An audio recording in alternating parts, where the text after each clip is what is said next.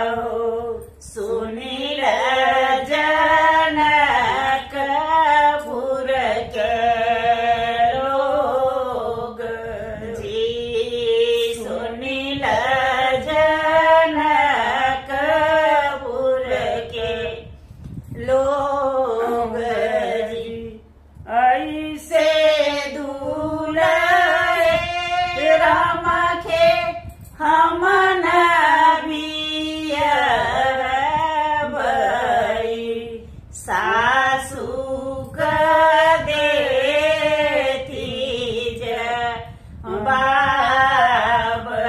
हो सासू का देती जवाब